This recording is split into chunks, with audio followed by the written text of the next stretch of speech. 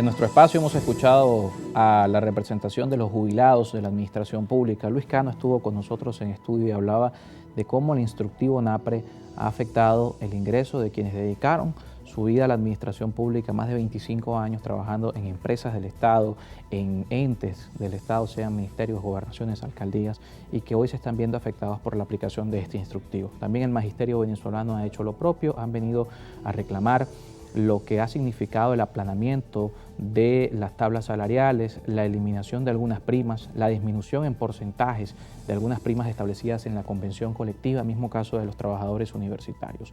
Hay muchas voces que hoy están en la calle exigiendo se derogue el instructivo NAPRE, y una de ellas también viene del sector salud. Ana Rosario Contreras está con nosotros en estudio, presidenta del Colegio de Enfermeras de Distrito Capital, a quien le agradecemos estos minutos para escuchar también la voz de los profesionales de la salud, de esos que hace un año, 2 años, todos en el país veían como unos héroes que estaban en la primera línea haciendo frente a una pandemia que todavía continúa, por cierto, no ha desaparecido la pandemia del COVID, pero que hoy no solo les toca seguir haciendo frente en las instituciones de salud, sino también están hoy en la calle reclamando mejoras desde el punto de vista salarial, que no es un reclamo nuevo, por cierto. Ana Rosario Contreras tiene años en entrevistas participando con algunos espacios de opinión, precisamente hablando de estos temas, pero el instructivo NAPRE ha significado, pudiéramos decir, un cambio, porque ya no estamos viendo reclamos aislados de sectores, sino todos los sectores reclamando en función de un mismo punto, que es este caso del instructivo NAPRE.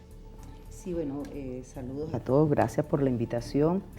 Desde el año 2018, yo quiero recordar a quien me escucha, nosotros desde el gremio de enfermería convocamos un paro nacional y en aquel momento teníamos dos solicitudes y que las mantenemos actualmente. Uno, las condiciones en las cuales estaban nuestros hospitales eran muy graves, no teníamos cómo resolver algo que es vital para nosotros, un ejercicio profesional garantizando el derecho a la vida y a la salud. Pero además en aquel año también denunciábamos que los ingresos que percibíamos producto de nuestro salario no nos permitía tener calidad de vida. Hoy en el 2022, no solamente el Estado venezolano, encabezado por el señor Nicolás Maduro, quien dice ser sindicalista en un momento en que trabajaba en el metro de Caracas, hoy se catalogó un presidente obrero. Sí, es que cuando uno escucha al señor Nicolás Maduro decir que es un presidente obrero, uno dice, wow, un sindicalista es aquel que tiene que defender los derechos de los trabajadores, defender los intereses. Hoy lamentablemente vemos a ese sindicalista, pero no solamente al señor Nicolás Maduro, también al señor Francisco Torrealba, ministro del Trabajo, que viene a ser sindicalista del metro. Entonces decimos, ¿qué pasa? Hoy el memorándum 2792 de la UNAPRE aplana las tablas salariales, menoscaba cláusulas contractuales que por lo menos nos mantenían, no en un nivel de salario como lo establece el artículo 91, pero que uno decía, wow, se discutió un contrato colectivo, se cumplieron con lo establecido en la Ley Orgánica del Trabajo, que implica un estudio económico, el Estado dice hasta dónde puede comprometerse y hay una seguridad para el trabajador que esa prima no puede ser modificada por los principios que establece el artículo 89 constitucional, que habla de la irrenunciabilidad, progresividad e intangibilidad de los derechos laborales. ¿Qué pasa con el instrumento NAPRE? En marzo se habla de un aumento salarial, pero resulta ser que con este lineamiento, que no es de la UNAPRE, uno habla de la UNAPRE, pero el responsable, quien debe dar estos lineamientos es el señor Nicolás Maduro, en Consejo de Ministros, para que el Ministerio de Planificación y Presupuesto, a través de una oficina ejecutiva, que es la UNAPRE, lo diga. Entonces, ¿qué nos hicieron? Nos redujeron a más de un 47% unas primas contractuales. ¡Wow! Y uno dice, ¿qué pasa? O sea, me diste un bolívar y me quitaste 20. No cumples con el 91, pero además ahora violas el 89. ¿Dónde está el principio de legalidad del Estado? El Estado que tiene que sujetarse. O sea, aquí no pueden tomarse los contratos colectivos en como yo pueda, si lo puedo pagar. No, aquí hay una responsabilidad. Si no, yo le tengo que decir al señor Nicolás Maduro, usted tiene que privar de libertad a las personas que comprometieron al Estado venezolano sin tener previsión presupuestaria para ello. Porque hoy nos generaron un derecho adquirido, y es un derecho adquirido que lo dice el contrato colectivo, que es una ley que no necesita ir a la Asamblea Nacional, no puede ser modificada de manera unilateral y menos con sindicatos paralelos como FENAS y Ultrasalud. Es decir, cada uno de los que trabajamos en los sectores de la administración pública, porque la ONAPRE no solamente afecta a salud, afecta, y no solamente afecta a los activos, afecta también a los jubilados, y es por eso que hoy hay un movimiento creciente de la fuerza laboral venezolana con voces muy claras. Muchos han tildado de que somos politiqueros, el mismo Maduro dice, ha pretendido hablar de una contraofensiva, y uno dice, un pueblo trabajador contra otro pueblo trabajador. Es grave cuando aquí el Estado, quien debe asumir su responsabilidad, se equivocó, corrija, derogue esos lineamientos. Usted lo puede hacer, señor Nicolás Maduro, y usted como sindicalista sabe que nosotros tenemos razón en asumir la defensa de los trabajadores.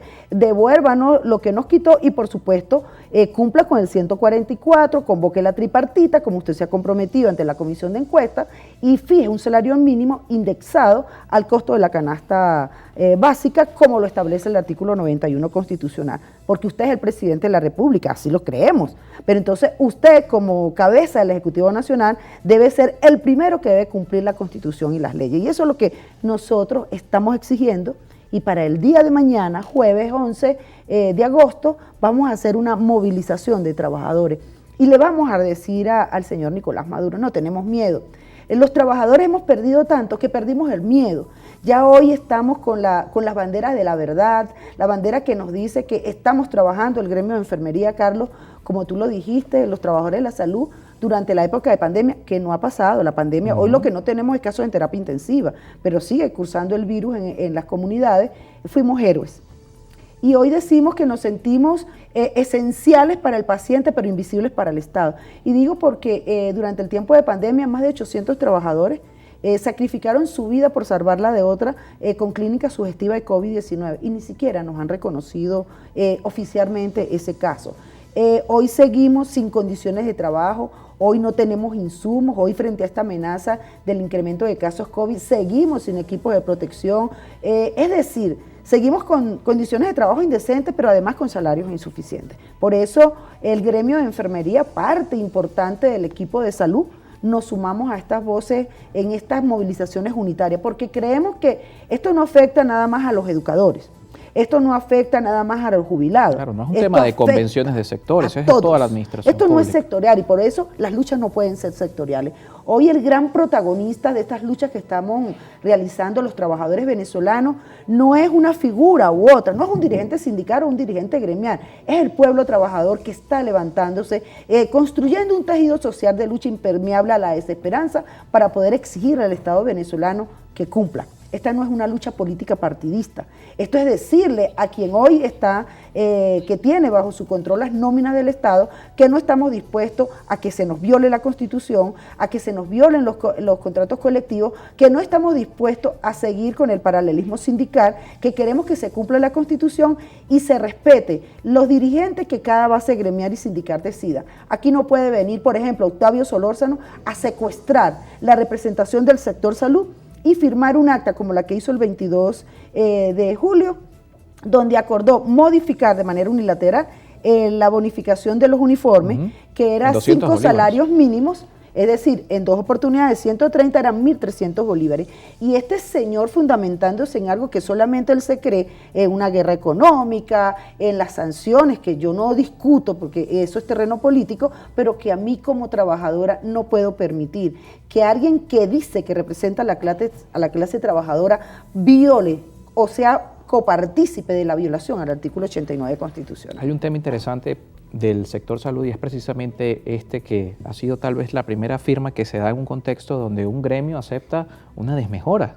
Es algo bien particular, lo conversamos luego de la pausa porque es en un contexto donde precisamente la norma establece la progresividad de esos derechos y la imposibilidad tanto del patrono como del sindicato, como del llamado diálogo tripartito, de ir en retroceso de lo que se acuerda en estas mesas de negociación. Ana Rosario Contreras está con nosotros, presidenta del Colegio de Enfermeras de Distrito Capital. Hacemos una pausa y al regreso seguimos con más. Recuerden que también estamos abiertos a sus preguntas. Por aquí enviamos saludos en Twitter a HighlyCoach, @Coach Guillén, que le escribe a nuestra invitada, extraordinaria luchadora, mi respeto y admiración.